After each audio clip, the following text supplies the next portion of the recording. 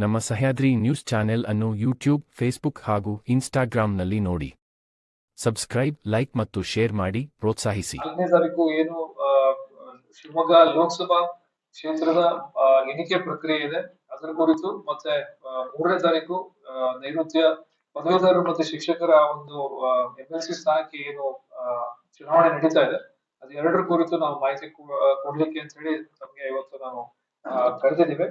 ನಮ್ಗೆಲ್ಲ ತಿಳಿದ ಹಾಗೆ ನಮ್ಮ ಲೋಕಸಭಾ ಎಲೆಕ್ಷನ್ ಅಲ್ಲಿ 17,52,885 ಮತದಾರರು ನೋಂದಣಿಯಾಗಿದ್ದು, ಅದರಲ್ಲಿ 13,72,949 ಜನ ಈಗ ಮತ ಚಲಾಯಿಸಿದ್ದಾರೆ. ಸೊ ಆ ಮತಗಳ ಒಂದು ಎಣಿಕೆ ಪ್ರಕ್ರಿಯೆನ ನಾವು ಸಹ್ಯಾದ್ರಿ ಕಾಲೇಜ್ ಏನು ಇದೆ ಅಲ್ಲಿ ನಾವು 4ನೇ ತಾರೀಕು ಬೆಳಿಗ್ಗೆ 8 ಗಂಟೆಯಿಂದ ಆರಂಭ ಮಾಡ್ತಾ ಇದೀವಿ. ಈ ವಿಚಾರವಾಗಿ ಪ್ರತಿಯೊಂದು ಒಂದು ಅಸೆಂಬ್ಲಿ ಲೆವೆಲ್ ಕಾನ್ಸ್ಟಿಟ್ಯೂಯೆನ್ಸಿ ಆಗಿ ಡಿವೈಡ್ ಮಾಡಿ ಅದರದ್ದು ನಾವು ಎಣಿಕೆ ಕ್ರಿಯೆಯನ್ನ ಮಾಡ್ತೀವಿ. ಪ್ರತಿಯೊಂದು ಅಸೆಂಬ್ಲಿ ಕಾನ್ಸ್ಟಿಟ್ಯೂಯೆನ್ಸಿಗೆ 14 ಟೇಬಲ್ ಗಳನ್ನ ನಾವು ಹಾಕೊಂಡಿರ್ತೀವಿ.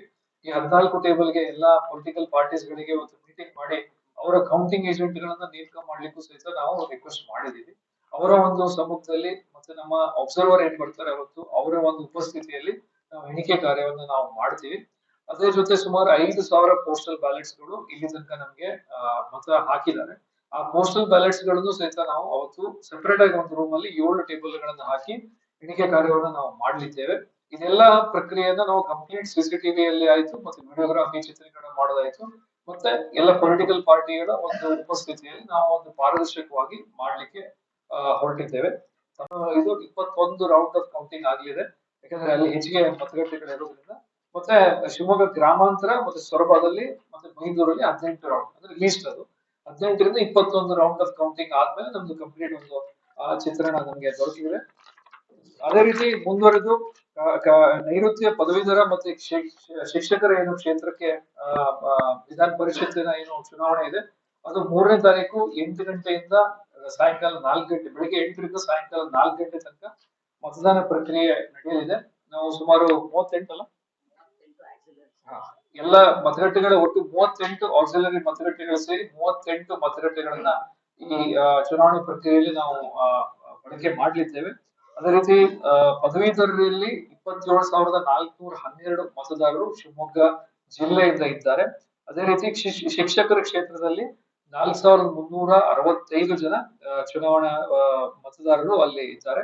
ಅವತ್ತಿನ ದಿವಸನೂ ಸಹಿತ 200 ಮೀಟರ್ಸ್ ಎಲ್ಲಾ ಮತಗಟ್ಟೆಗಳ ಸುತ್ತಮುತ್ತಲ ನಾವು ನಿಷೇಧಾಜ್ಞೆ ಜಾರಿ ಮಾಡಿದೀವಿ, 144 ಇಂಪೋಸ್ ಮಾಡಿದೀವಿ. ಅದೇ ರೀತಿ ಡ್ರೈ ಡೇ ಅನ್ನು ಸಹಿತ 1ನೇ ತಾರೀಕು 4 ಗಂಟೆಯಿಂದ 3ನೇ ತಾರೀಕು ಸಾಯಂಕಾಲದವರೆಗೂ ಡ್ರೈ ಡೇ ಆ ಎಲೆಕ್ಷನ್ ಕುರಿತಾಗಿ ನಾವು ಡ್ರೈ ಡೇ ಡಿಕ್ಲರೇಷನ್ ಆಲ್ರೆಡಿ ಮಾಡಿದೀವಿ. ಮತ್ತೆ ಎಲ್ಲ ಮತದಾರರಿಗೆ ಒಂದು ಮಾಹಿತಿಗಾಗಿ ಅವತ್ತಿನ ದಿವಸ ವಿಶೇಷ ಸಾಂದರ್ಭಿಕ ರಜೆಯನ್ನು ಸಹಿತ ಎಲ್ಲಾ ಅರ್ಹ ಮತದಾರರಿಗೆ ಅವತ್ತು ನೀಡಲಾಗಿದೆ. ಸೊ ಯಾರೇ ಮತದಾರರಿದ್ದಲ್ಲಿ ಗ್ರಾಜುಯೇಟ್ಸ್ ಆಗಿರ್ಬೋದು ಅಥವಾ ಶಿಕ್ಷಕರಾಗಿರ್ಬೋದು, ಅವರಿಗೆ ವಿಶೇಷ ಸಾಂದರ್ಭಿಕ ರಜೆ ಘೋಷಣೆ ಮಾಡಲಾಗಿದೆ. ಉಳಿದವರಿಗೆ ಯಾರು ಮತದಾರರಿಲ್ಲ ಅವರಿಗೆ ರಜೆ ಅವತ್ತು ಇರೋದಿಲ್ಲ.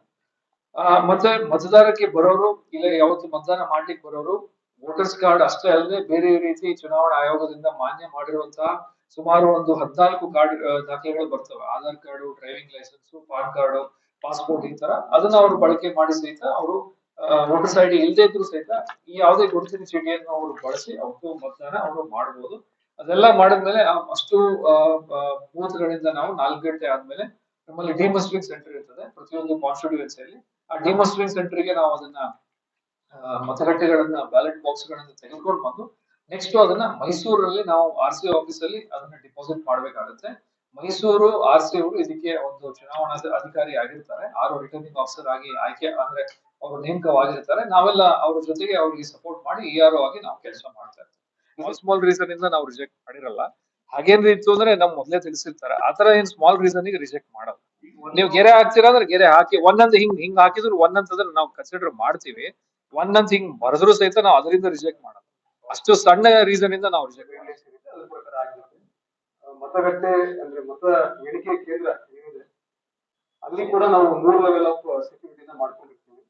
ಯಾರ್ಯಾರು ಕೌಂಟಿಂಗ್ ಏಜೆಂಟ್ಸ್ ಮತ್ತೆ ಕೌಂಟಿಂಗ್ ಸ್ಟಾಫ್ ಯಾರು ಬರ್ತಾರೆ ಅವ್ರಿಗೆ ಎಷ್ಟೊತ್ತಿಗೆ ಅವಕಾಶ ಮಾಡ್ಕೊಡ್ಲಾಗ್ತದೆ ಒಳಗಡೆ ಬರ್ಲಿಕ್ಕೆ ಅಂತಂದು ಈ ಪ್ರೆಸ್ ನೋಟ್ ಅಲ್ಲಿ ಕೂಡ ಇದೆ. ನಾವು ಬೆಳಗಿನ ಜಾವದಿಂದಾನೇ ಸುಮಾರು 4:30-5 ಗಂಟೆಯಿಂದಾನೇ ನಮ್ಮ ಡಿಪ್ಲಾಯ್ಮೆಂಟ್ ಕೂಡ ಶುರು ಆಗ್ತದೆ. ಅದಾದ ನಂತರ ಹೊರಗಡೆಯಿಂದ ಏನು ಸ್ಟಾಫ್ ಏಜೆಂಟ್ಸ್ ಮತ್ತೆ ನಮ್ಮ ಕೌಂಟಿಂಗ್ ಸ್ಟಾಫ್ ಬರ್ತಾರೆ ಅವ್ರಿಗೆ ಫ್ರಿಸ್ಕಿಂಗ್ ನ 100% 3 ಲೆವೆಲ್ ಅಲ್ಲಿ ನಾವು ಫ್ರಿಸ್ಕಿಂಗ್ ನ ಮಾಡ್ತೀವಿ. ಈಗಾಗಲೇ ಕೌಂಟಿಂಗ್ ಏಜೆಂಟ್ಸ್ ಕೂಡ ಮಾನ್ಯ ಜಿಲ್ಲಾಧಿಕಾರಿಗಳ ಮೇಲೆ ಇರೋ ಹಾಗೆ ಇನ್ಸ್ಟ್ರಕ್ಷನ್ಸ್ ಕೂಡ ಹೋಗಿದೆ. ಯಾವುದೇ ರೀತಿ ಮೊಬೈಲ್ ಫೋನ್ಸ್ ಗೆ ಅವಕಾಶ ಇರೋದಿಲ್ಲ ಮತ ಎಣಿಕೆ ಕೇಂದ್ರದಲ್ಲಿ ಅಂತಂದು ಅದನ್ನ ಕಟ್ಟುನಿಟ್ಟಾಗಿ ನಾವು ಅಲ್ಲಿ ಪಾಲನೆ ಮಾಡ್ತೀವಿ. 3 ಲೆವೆಲ್ ಆಫ್ ಫ್ರಿಸ್ಕಿಂಗ್ ನಲ್ಲಿ ಫ್ರಿಸ್ಕಿಂಗ್ ಎಲ್ಲ ಮಾಡ್ಕೊಂಡು ಇನ್ ಕೇಸ್ ಏನಾದ್ರು ಅದನ್ನ ಮೊಬೈಲ್ ತಗೊಂಡ್ ಬಂದಿತ್ತು ಅಂದ್ರೆ ಅದನ್ನ ಯಾವ ರೀತಿ ಸೀಜರ್ ಮಾಡ್ಕೊಳ್ಬೇಕು ಅದನ್ನು ಕೂಡ ಪ್ರಕ್ರಿಯೆಗೆ ಎಲ್ಲಾ ರೀತಿ ಪ್ರಯತ್ನ ಮಾಡ್ಕೊಂಡಿದ್ದೀವಿ. ಈ ಒಂದು ಕಾರ್ಯಕ್ಕೆ ಸುಮಾರು 1,000ಕ್ಕಿಂತ ಹೆಚ್ಚು ಪೊಲೀಸ್ ಅಧಿಕಾರಿ ಮತ್ತು ಸಿಬ್ಬಂದಿಗಳನ್ನ ನಾವು ನಿಯೋಜನೆ ಮಾಡಿದ್ದೇವೆ. ಅದ್ರ ಜೊತೆಗೆ ನಮ್ಮ ಸಪೋರ್ಟ್ಗೋಸ್ಕರ ಸ್ವಲ್ಪ ಹೋಮ್ ಗಾರ್ಡ್ಸ್ ಮತ್ತೆ KSRP ತುಕಡಿಗಳನ್ನ ಕೂಡ ನಾವು ನಿಯೋಜನೆ ಮಾಡ್ಕೊಂಡಿದ್ದೀವಿ. ಅದರ ಜೊತೆಗೆ ಮುಖ್ಯವಾಗಿ ನಾವು ಸಹ್ಯಾದ್ರಿ ಕಾಲೇಜ್ ಎದುರುಗಡೆ ಮೇನ್ ರೋಡ್ ಹೊಳೆ ಬಸ್ ಸ್ಟಾಪ್ ಇಂದ MRS ಸರ್ಕಲ್ ಗೆ ಮೇನ್ ರೋಡ್ ಹೋಗುತ್ತೆ. ಅದನ್ನ ಝೀರೋ ಟ್ರಾಫಿಕ್ ಝೋನ್ ಅಂತೂ ಈಗಾಗಲೇ ಅದು ಆದೇಶ ಕೂಡ ನಮಗೆ ಜಿಲ್ಲಾಧಿಕಾರಿಗಳು ಹೊರಡಿಸಿದ್ದಾರೆ. ಸೊ ವೆಹಿಕಲ್ ಡೈವರ್ಷನ್ ಕೂಡ ಎಲ್ಲೆಲ್ಲಿ ಮಾಡಬೇಕು ಏನು ಅಂತಂದು ನಾವು ಡೀಟೇಲ್ಸ್ ಸಾರ್ವಜನಿಕರ ಗಮನಕ್ಕೆ ನಾವು ಈಗಾಗಲೇ ತಗೊಂಡು ಬಂದಿದ್ವಿ. ಮತ್ತೊಮ್ಮೆ ನಾನು ನಮ್ಮ ಪ್ರೆಸ್ ಗ್ರೂಪ್ ಕೂಡ ಶೇರ್ ಮಾಡ್ತೀನಿ 3ನೇ ತಾರೀಕು. ಸೊ ಅಲ್ಲಿ ಯಾವುದೇ ರೀತಿ ವೆಹಿಕಲ್ಸ್ ಅವಕಾಶ ಇರೋದಿಲ್ಲ. ಮತ ಎಣಿಕೆ ಕೇಂದ್ರಕ್ಕೆ ಯಾರು ಬರ್ತಾರೆ ಅವ್ರಿಗೆ ಪಾರ್ಕಿಂಗ್ ವ್ಯವಸ್ಥೆ ಇದೆ ಅಂತಂದು ಲಾಸ್ಟ್ ಅಂದ್ರೆ ಹೋದ ವರ್ಷ ಏನಿತ್ತು ರೋಡ್ ನಲ್ಲಿ ಮತ್ತೆ ಅಲ್ಲಿ ಒಳಗಡೆ ಸ್ವಲ್ಪ ಜಾಗ ಇದೆ, ಆಲ್ಮೋಸ್ಟ್ ಒಂದು 3-4 ಎಕರೆ ಅಷ್ಟು. ಸೊ ಅಷ್ಟು ಜಾಗನ ನಾವು ನಿಗದಿಪಡಿಸಲಾಗಿರ್ತೀವಿ. ಅದ್ರ ಜೊತೆಗೆ ಎಲ್ಲಿ ಸ್ವಲ್ಪ ಈ ಸೆನ್ಸಿಟಿವ್ ಪಾಕೆಟ್ಸ್ ಅಂತಂದು ಅಕ್ರಾಸ್ ಶಿವಮೊಗ್ಗ ಡಿಸ್ಟ್ರಿಕ್ಟ್ ಎಲ್ಲೆಲ್ಲಿ ಸ್ವಲ್ಪ ಟಫ್ ಕಾಂಪಿಟೇಷನ್ಸ್ ಇದೆ, ಎಲ್ಲಿ ಸಮಸ್ಯೆಗಳಾಗಬಹುದು ಅಂತಂದು ನಾವು ಸುಮಾರು 10-15 ದಿನದಲ್ಲಿ ಎಕ್ಸರ್ಸೈಸ್ ಮಾಡಿಕೊಂಡು ಕೆಲವೊಂದು ಪಾಕೆಟ್ಸ್ ಕೂಡ ಐಡೆಂಟಿಫಿಕೇಶನ್ ಮಾಡ್ಕೊಂಡಿದ್ವಿ. ಅಲ್ಲಿ ಕೂಡ ನಾವು ನಮ್ಮ ಸ್ಟಾಫ್ ಅಂಡ್ ಆಫೀಸರ್ಸ್ ನ ನಿಯೋಜನೆ ಮಾಡಿರ್ತೀವಿ. ಅಲ್ಲಿ ಸಾರ್ವಜನಿಕರ ಜೊತೆಗೂ ಕೂಡ ಈಗಾಗಲೇ ಮಾತಾಡ್ಕೊಂಡು ಯಾವುದೇ ರೀತಿ ಸಮಸ್ಯೆ ಮಾಡ್ಕೊಳ್ಬಾರ್ದು ಅನ್ನೋದನ್ನು ಕೂಡ ಅವ್ರಿಗೆ ಹೇಳಿರ್ತೀವಿ. ಸೊ ಯಾವುದೇ ರೀತಿ ಕಾನೂನು ಸುವ್ಯವಸ್ಥೆಗೆ ಸಮಸ್ಯೆ ಆಗದಂತೆ ಮತ ಎಣಿಕೆನ ಪೂರ್ಣಗೊಳಿಸಲಿಕ್ಕೆ ಎಲ್ಲ ರೀತಿ ತಯಾರಿ ನಮ್ಮ ಇಲಾಖೆಯಿಂದ ಮಾಡ್ಕೊಂಡಿದ್ದೀವಿ.